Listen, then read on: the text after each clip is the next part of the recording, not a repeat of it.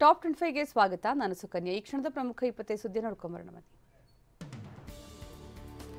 DCM DK Shivakumar ಖಾಸಗಿ ವಾಹಿನಿಯಲ್ಲಿನ ಮಾತೊಂದಕ್ಕೆ ಕುಮಾರಸ್ವಾಮಿ ಕಿಡಿಕಾರಿದ್ದಾರೆ. ತಾಯಿ ಪತ್ನಿ ಬಗ್ಗೆ ಅನುಮಾನ ಪಡಬೇಕು ಅಂತ ಹೇಳಿದ್ದು ಪರಮ ನೀಚತನ ಅಂತ ಹೇಳಿಕೆ ನೀಡುವ ಡಿಕೆಶಿ ಬಗ್ಗೆ ಮಾತನಾಡಬೇಕಾ ಅಂತ ಹರಿಹಾಯ್ದಿದ್ದಾರೆ.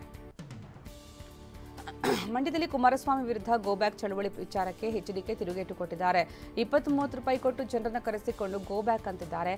ಇಂಥವರ ಜೊತೆ ನಾನು ಚರ್ಚೆ ಮಾಡಬೇಕಾ ಅಂದಿದ್ದಾರೆ. ಬೆಂಗಳೂರು ದಕ್ಷಿಣ ಕ್ಷೇತ್ರದ ಬಿಜೆಪಿ ಅಭ್ಯರ್ಥಿ ತೇಜಸ್ವಿ ಸೂರ್ಯ ವಿರುದ್ಧ ಕಾಂಗ್ರೆಸ್ ವಿಭಿನ್ನ ಪ್ರಚಾರ ನಡೆಸಿದೆ. ಗುರು ರಾಘವೇಂದ್ರ ಬ್ಯಾಂಕ್ ಹಗರಣ ಇಟ್ಕೊಂಡು ಪ್ರಚಾರ ಮಾಡ್ತಾ ಇದೆ. ಅವರ ಭಾವಚಿತ್ರ ಇರುವ ಎಟಿಎಂ ಕಾರ್ಡ್ ವಿತರಿಸಿ ಅಭಿಯಾನ ಮಾಡ್ತಾ ಇದೆ. ಕೇಂದ್ರ ಸರ್ಕಾರದ ವಿರುದ್ಧ ಕಾಂಗ್ರೆಸ್ ವಿಭಿನ್ನ ಜಾಹೀರಾತು ನೀಡಿದೆ. ಮೋದಿ ಸರ್ಕಾರದಿಂದ ಕರ್ನಾಟಕಕ್ಕೆ ಚೊಂಬು ಸಿಕ್ಕಿದೆ ಅಂತ ವ್ಯಂಗ್ಯವಾಗಿ ಜಾಹೀರಾತು ಕೊಟ್ಟಿದೆ. ಎಲ್ಲರ ಖಾತೆಗೆ 15 ಲಕ್ಷ ಹಣ ಹಾಕುವ ಚೊಂಬು, ರೈತರ ಆದಾಯ ಡಬಲ್ ಮಾಡುವ ಚೊಂಬು ಅಂದಿದೆ. ಹುಬ್ಬಳ್ಳಿ ಕಾಲೇಜಿನಲ್ಲಿ ನೇಹಾ ಹಿರೇಮಠ್ ಕೊಲೆ ಪ್ರಕರಣದ ರಮೇಶ್ ಸರ್ಕಾರ್ ಫೋಟೋ ಸ್ಟುಡಿಯೋ ಬಿಸ್ನೆಸ್ ನಿಂದ ವರ್ಷಕ್ಕೆ 2 ಕೋಟಿ ಟರ್ನ್ ಓವರ್ ಮಾಡ್ತಿದ್ದಾರೆ. ನೀವು ಕೂಡ ಅವರಿಂದ ಕಲಿಬೇಕಾ? ಅವ್ರ ಜೊತೆ ವಿಡಿಯೋ ಕಾಲ್ ನಲ್ಲಿ ಮಾತಾಡಬೇಕಾ? ಈಗಲೇ ಫ್ರೀಡಮ್ ಆಪ್ ಡೌನ್ಲೋಡ್ ಮಾಡಿ. ಆರೋಪಿಯನ್ನ ನ್ಯಾಯಾಂಗ ಬಂಧನಕ್ಕೆ ಕೊಡಲಾಗಿದೆ. ಆರೋಪಿ ಫಯಾಜ್ಗೆ 14 ದಿನಗಳ ನ್ಯಾಯಾಂಗ ಬಂಧನ ವಿಧಿಸಲಾಗಿದೆ.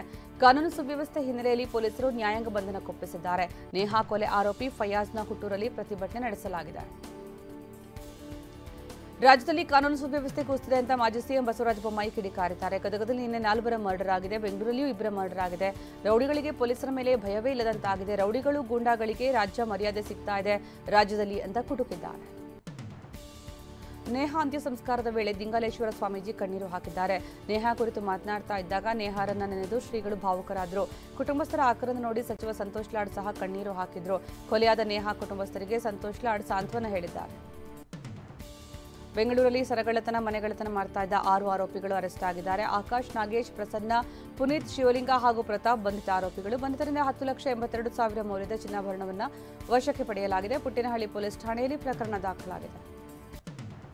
ನಟಿ ಹಾಸನ ಜಿಲ್ಲೆಯ 4 ಗ್ರಾಮಗಳಲ್ಲಿ ಲೋಕಸಭಾ ಚುನಾವಣೆ ಬಹಿಷ್ಕಾರದ ಎಚ್ಚರಿಕೆ ನೀಡಲಾಗಿದೆ. ಲಿಣಕೆರೆಹಳ್ಳಿ, ಕೊಂಡದಗದ್ದೆ, ಹಳ್ಳಿಬೈಲು ಕಾಲನಿ, ಕೆಳಹಡ್ಡಿಯ ಜನ ಎಚ್ಚರಿಕೆ ಕೊಟ್ಟಿದ್ದಾರೆ. ಮೂಲಸೌಕರ್ಯ ಕಲ್ಪಿಸದಕ್ಕೆ ಈ ರೀತಿಯ ಪ್ರತಿಭಟನೆ ನಡೆಸಿದ್ದಾರೆ. ಜನಪ್ರತಿನಿಧಿಗಳು ನಿರ್ಲಕ್ಷ್ಯ ವಹಿಸಿದ್ದು ಬ್ಯಾನರ್ ಹಾಕಿ ವಾರ್ನಿಂಗ್ ಕೊಟ್ಟಿದ್ದಾರೆ. ತುಮಕೂರು ಜಿಲ್ಲೆಯಲ್ಲಿ ಗಾಳಿ ಮಳೆಯಿಂದಾಗಿ ಅವಾಂತರ ಸೃಷ್ಟಿಯಾಗಿದೆ. ಡಿ ಹೊಸಹಳ್ಳಿಯಲ್ಲಿ ಬಿರುಗಾಳಿ ರಭಸಕ್ಕೆ 30ಕ್ಕೂ ಹೆಚ್ಚು ಮರಗಳು ನೆಲಸಮವಾಗಿವೆ. ಬೃಹತ್ ಮರಗಳು ಶಾಲಾ ಕಟ್ಟಡದ ಮೇಲೆ ಬಿದ್ದಿವೆ. ಇನ್ನು ರಾಜೇಂದ್ರಪುರ ಗ್ರಾಮದಲ್ಲಿ 3 ಮನೆಗಳ ಮೇಲ್ಛಾವಣಿಯೇ ಹಾರಿ ಹೋಗಿದೆ. ಸ್ಥಳಕ್ಕೆ ಕುಡಿಗಲ್ ಶಾಸಕ ಡಾಕ್ಟರ್ ರಂಗನಾಥ್ ಭೇಟಿ. ಬೆಂಗಳೂರಲ್ಲಿ ಐಟಿ ಅಧಿಕಾರಿಗಳು ದಾಳಿ ಮಾಡಿದ್ದಾರೆ. 60ಕ್ಕೂ ಹೆಚ್ಚು ಕಡೆ ದಾಳಿ ನಡೆಸಿದ್ದಾರೆ. ಉದ್ಯಮಿಗಳ ಮನೆ ಮೇಲೆ ದಾಳಿ ನಡೆಸಿ ದಾಖಲೆ ಪರಿಶೀಲನೆ ಮಾಡಿದ್ದಾರೆ. ಚುನಾವಣೆಗೆ ಹಣ ಸಾಗಾಟದ ಆರೋಪ ಹಿನ್ನೆಲೆಯಲ್ಲಿ ದಾಳಿ ಮಾಡಿದ್ದಾರೆ ಎನ್ನಲಾಗಿದೆ.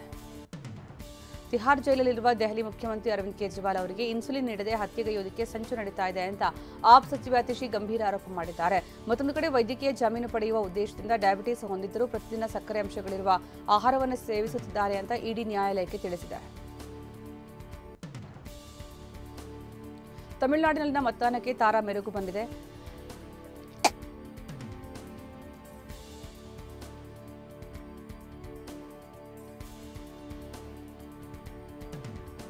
ನಟ ಕಮಲ್ ಹಾಸನ್, ರಜನಿಕಾಂತ್ ಚೆನ್ನೈನಲ್ಲಿ ಮತದಾನ ಮಾಡಿದ್ದಾರೆ. ಹಾಗೆಯೇ ಚೆನ್ನೈನಲ್ಲಿ ವಿಜಯ್, ನಟ ಸೂರ್ಯ, ಅಲ್ವರ್ಪೇಟೆನಲ್ಲಿ ಧನುಷ್, ತಿರುಮೂರಿನಲ್ಲಿ ನಟ ಅಜಿತ್ ಕುಮಾರ್ ತಮ್ಮ ಹಕ್ಕು ಚಲಾಯಿಸಿದ್ದಾರೆ. ಲಕ್ನೋ ತಂಡಕ್ಕೆ ಚೆನ್ನೈ ತಂಡ ಸವಾಲು ಹಾಕಲಿದೆ. ಶುಕ್ರವಾರದ ಫೈಟ್ ಭಾರೀ ಕುತೂಹಲ ಮೂಡಿಸಿದೆ. ಚೆನ್ನೈ ತಂಡದ 6 ಪಂದ್ಯಗಳನ್ನು ಆಡಿ 4 ಪಂದ್ಯವನ್ನು ಗೆದ್ದಿದೆ. ರಾಹುಲ್ ಪಡೆ ಆಡಿರುವ 6 ಪಂದ್ಯಗಳಲ್ಲಿ 3 ಪಂದ್ಯಗಳನ್ನು ಗೆದ್ದು ಉಳಿದ 3 ಪಂದ್ಯವನ್ನು ಕೈಚೆಲ್ಲಿದೆ.